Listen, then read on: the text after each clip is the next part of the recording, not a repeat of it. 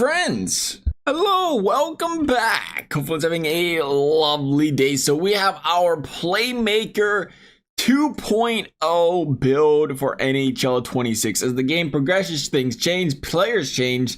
The gameplay, we're waiting on that to change more drastically. We're starting to learn more about what metas are, what the styles people play.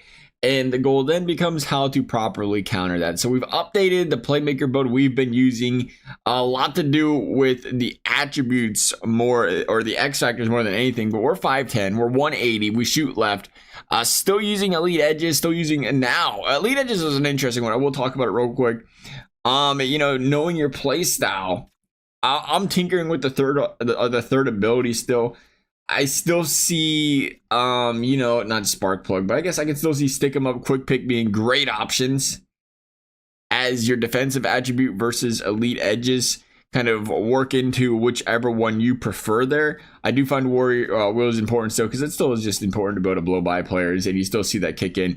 The new one, no, that's very important. Everybody's been using is Warrior. Warrior, obviously, plus 100% on the stamina drain.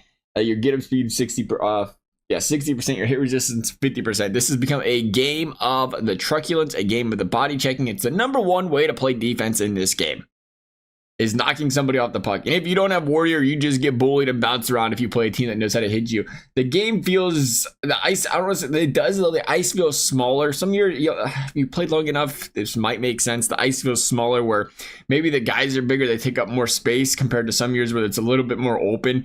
And it's not a huge difference, but it's big enough where, you put 5 guys on the ice, where they get just a little bit closer to you easier, or that gap's a little bit smaller. Now when they hit you, hitting becomes that much easier. So the counter to that is Warrior. I think it's an absolute must. I'm maxing out Warrior. This is how important Warrior is. I'm putting it on before I put wheels. I'm putting it on before I put elite edges. I am making sure it has all the points because that is how important it is in this game. It's still difficult to stick check. It's still difficult to stick left. A lot of the games you can do it, time it properly. It'll probably evolve into that more once people keep using this until we see the buff or the nerf. But again, there's wheels for your all-star ability. Looking at the shot, we have 82 on wrist shot accuracy, 77 slap shot accuracy. And again, just keep in mind how you play. If you find yourself taking a lot of slap shots, and that's part of your game, I mean, you're going to have to tinker with this. But I recommend, especially as a playmaker, you're looking to pass the puck more. You're looking to be in more close quarters when you're shooting. You won't be needing it as much. We do got the 96 speed. Balance 83. I'm finding that balance is, again...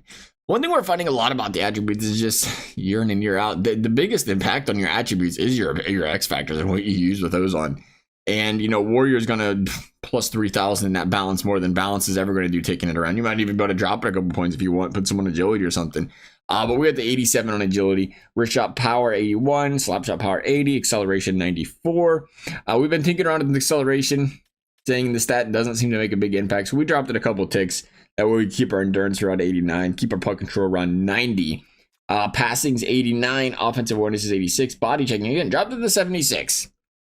Changing up the way of the playmaker, I think it becomes more about playing, using your stick, getting in position properly to stop the passes, get the stick checks broken up, because it's just becoming too, especially if you're 5'10".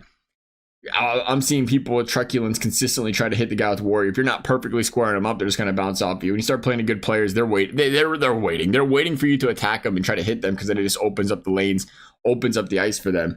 So kind of shying away from using body checking as much as a smaller build. We got the hand eye at 87, strength 80 or strength 87, durability 78, shot blocking 73. Deking's 90, face-offs is 90. If you don't play center, go ahead and just put it all towards the deking. Maybe keep the discipline around 83 as well. I am starting to see some more stick check tripping penalties back when the game started. This is, to me, just crazy, I guess, because to me, we see no gameplay patch or updates announced, but it's like, man, I swear I'm seeing way more trips now than I was 4 days ago. So, gonna be mindful of the discipline. Don't drop it too much if you don't have to. Fighting skill, again, I mean, unless you're just playing the game to goon people as a playmaker, I wouldn't recommend that at 5'10", 180, but maybe that's how you want to play. Drop it all the way, put it through your other stats. Otherwise, that wraps things up for this particular build. I'd love you guys to try it out. Let me know how you think or how you feel about it. And if you enjoyed the video, I appreciate you liking, subscribing. You never have to, though. Thank you for watching. We'll see you next time.